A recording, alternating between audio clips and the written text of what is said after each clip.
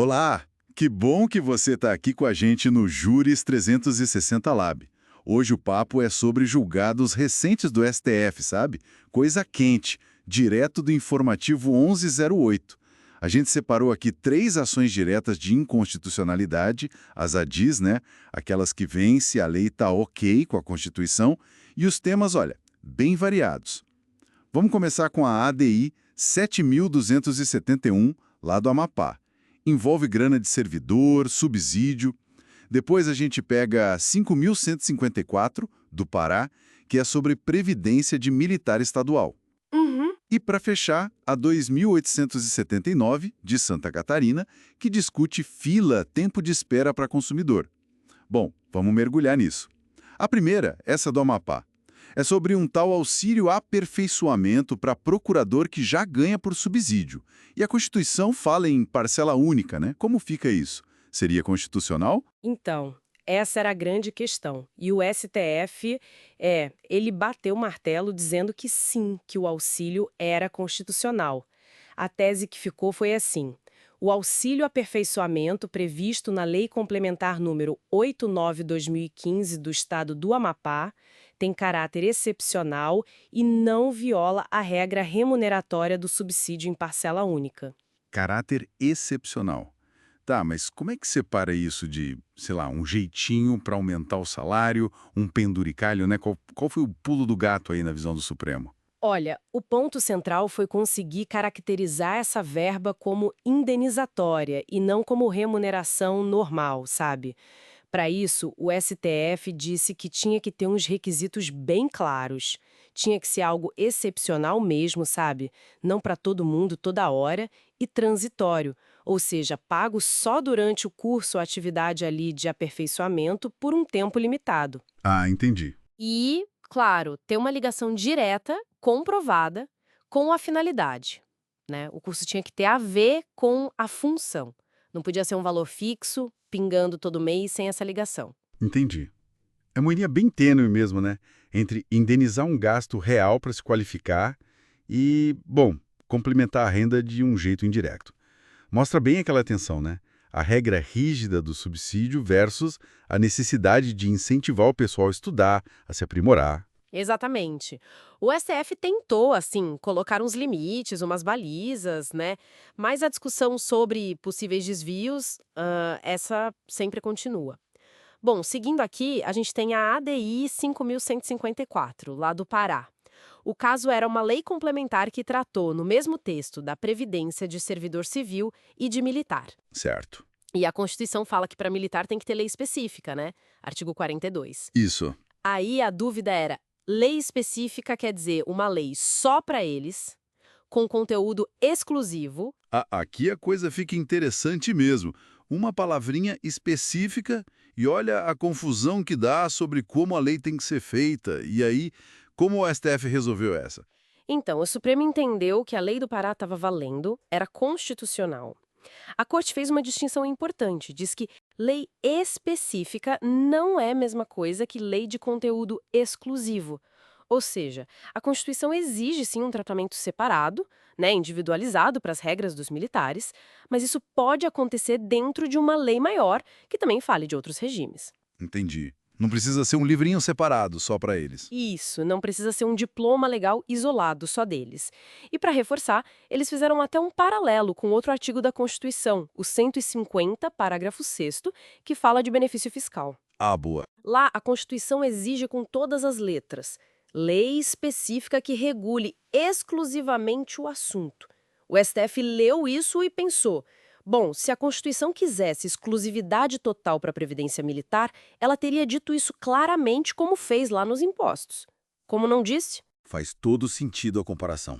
Mostra como cada palavra na Constituição conta, né? A escolha do termo tem efeito prático. E isso leva a gente para o terceiro caso, a ADI 2879, de Santa Catarina. Uma lei do Estado botou limite no tempo de espera em fila. Banco, loja, serviço público.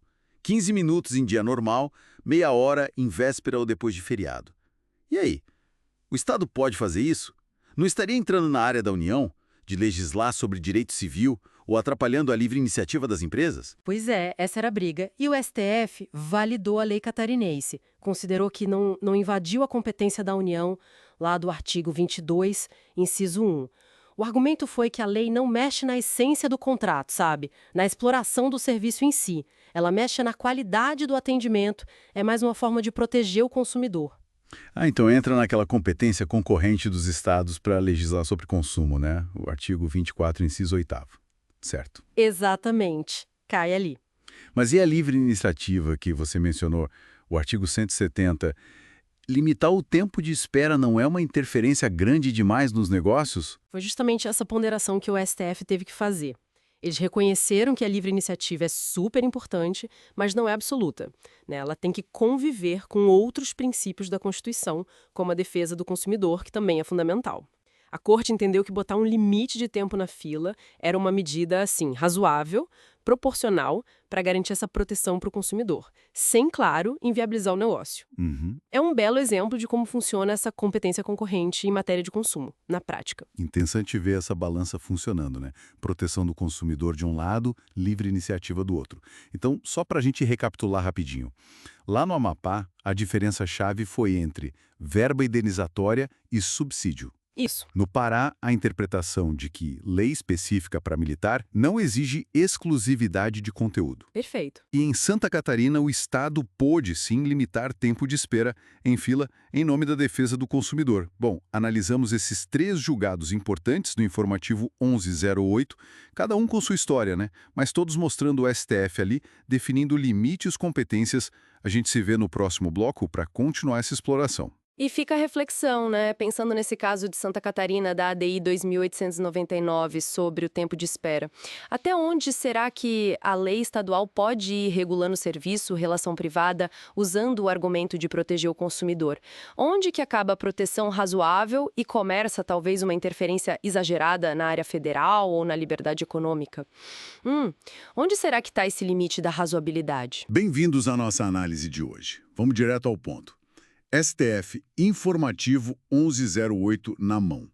Algumas decisões recentes que, olha, deram o que falar. Exato. Separei 3 aqui para a gente conversar. Primeiro, a ADPF 1031, que é aquela disputa de competência, sabe? Município versus União sobre antenas de telecomunicação. Ah, sim. Lembro dessa. Depois, a Ação Penal 1060. Essa é sobre os atos de 8 de janeiro. Vamos nos aprofundar um pouco mais nela, tem bastante detalhe. Combinado.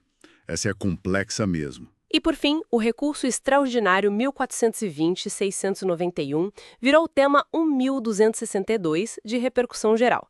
É sobre como o governo devolve tributo pago a mais, sabe? Precatórios. Perfeito. A ideia é essa. Entender o que é crucial e o impacto disso tudo, né? Então, vamos lá. Começando pela ADPF 1031. Lei de BH, Belo Horizonte, querendo regular a instalação de antena. Qual foi o problema central aí? Olha, a questão era, o município pode criar essas regras próprias, mesmo que a intenção seja boa, tipo proteger o meio ambiente, a paisagem urbana. E o STF disse que não, foi bem direto. Inconstitucional, então. Isso.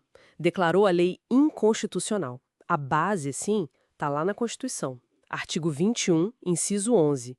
É da União explorar serviços de telecom. E o 22, inciso 4º, só a União legisla sobre isso. Competência privativa da União. Exato. E já tem lei federal sobre isso, né? A Lei Geral de Antenas, a 13.116 de 2015. Ela já dita as regras gerais para o país todo. Entendi. Quer dizer, o STF reforçou que mesmo com boas intenções locais, não dá para atropelar a organização federal de um setor como telecomunicações. Nem a justificativa ambiental colou, né? Pois é, a Corte entendeu que isso invadia a competência federal e também mexia no contrato entre o poder concedente, a União, e as empresas, as concessionárias. Citou até precedentes, como a ADPF 732. Ficou claro. Agora, pulando para a Ação Penal 1060, do 8 de janeiro. Essa, como você disse, é mais densa. Um ponto de partida foi a própria competência do STF para julgar a gente sem foro privilegiado. Como o Supremo justificou isso? A justificativa foi a conexão, artigo 76 do Código de Processo Penal. O argumento principal foi que as ações dessas pessoas, os executores ali na ponta, estavam ligadas, conectadas, sabe, com as investigações maiores que já corriam no STF envolvendo autoridades com foro, possíveis financiadores. Entendi. Conexão de provas, talvez? Isso, conexão probatória e também a lógica da coautoria, especialmente nesses crimes que eles chamaram de multitudinários, cometidos por muita gente junta. É aí que o negócio fica interessante para dizer o mínimo. Crimes multitudinários. Como é que você responsabiliza alguém individualmente no meio daquela confusão toda? Parece complicado, né? É um desafio gigantesco. O próprio STF reconheceu essa dificuldade. É difícil apontar fulano quebrou essa cadeira, ciclano pichou aquela parede, mas o entendimento que prevaleceu foi o seguinte: quem adere ao ato coletivo de forma voluntária, consciente, sabendo o que está acontecendo ali, né? Uhum. Essa pessoa contribui para o resultado final, exerce uma influência ali no grupo e o grupo influencia de volta. Então ela responde pelos crimes que o grupo cometeu justamente por ter aderido àquele propósito comum. Não precisa da prova individualizada de cada dano específico causado por ela. Entendi a lógica. Meio que estava no bolo, participou da confusão, responde pelo resultado. E nesse caso específico que foi julgado, quais foram os crimes imputados e a condenação final? Olha, foi um pacote de crimes, viu? Condenação em concurso material, que significa somar as penas. Teve dano qualificado contra o patrimônio da União, com várias qualificadoras, tipo violência, grave ameaça, substância inflamável, contra patrimônio público. Nossa, Teve associação criminosa armada e os crimes contra o Estado Democrático de Direito, que são mais novos no Código Penal. Abolição violenta do Estado Democrático de Direito, artigo 359-L. esse visa impedir o exercício dos poderes, né? Exato. E também o golpe de Estado, artigo 359-M, que é diferente. O objetivo aí é depor o governo legitimamente constituído. O STF fez questão de dizer que são crimes diferentes com intenções distintas, sabe? E teve mais. Sim, teve também deterioração de patrimônio tombado, que está na lei de crimes ambientais, porque né, os prédios são tombados. A pena total para esse réu ficou em 17 anos de reclusão. 17 anos. É uma pena bem alta. Bastante alta. E além da prisão e multa, teve a condenação a pagar indenização por danos morais coletivos, um valor de 30 milhões de reais. 30 milhões. E como funciona isso? É um valor solidário entre todos os condenados nesses processos do 8 de janeiro. Ou seja, a União pode cobrar o valor total de qualquer um dos condenados ou de vários deles até atingir os 30 milhões. Nossa, a execução dessa cobrança vai ser complexa também. Bom, depois dessa análise profunda da AP 1060, vamos mudar um pouco de assunto. E para uma questão mais tributária, mas que afeta muita gente. O recurso extraordinário 1420691. Isso, que virou o tema 1262 de repercussão geral. Isso significa que o que o STF decidiu aí vale para todos os casos iguais no Brasil inteiro. A discussão era: você ganhou na justiça o direito de ter um tributo de volta, que pagou indevidamente. Como você recebe esse dinheiro do governo? E aí, qual foi a resposta do Supremo? A tese ficou bem clara. Vou até ler um trechinho. Não se mostra admissível a restituição administrativa do indébito reconhecido na via judicial. Ou seja, nada de ir lá na Receita pedir o dinheiro de volta direto. Exato. Continua a tese. Sendo indispensável a observância do regime constitucional de precatórios nos termos do artigo 100 da Constituição Federal. Então, na prática, é o seguinte: ganhou ação judicial contra a Fazenda Pública, tem dinheiro para receber. O caminho é o da Constituição. Tem que entrar na fila do precatório, se for um valor alto, ou da RPV, requisição de pequeno valor para valores menores. Não tem atalho. Exatamente isso. O STF só reafirmou o que já vinha decidindo. Tem que seguir o rito constitucional dos precatórios, que existe para organizar esses pagamentos do governo e tratar os credores com isonomia, né? Para não furar a fila. Perfeito. Então, recapitulando rapidamente. Vimos a ADPF 1031, definindo a competência federal em telecomunicações. Mergulhamos fundo na AP 1060, Atos de 8 de janeiro, com a questão da competência do STF, crimes multitudinários e a condenação pesada pelos crimes contra a democracia. E fechamos com o RE 1.420.691, reforçando a regra dos precatórios para devolução de tributos decidida na Justiça. Uhum.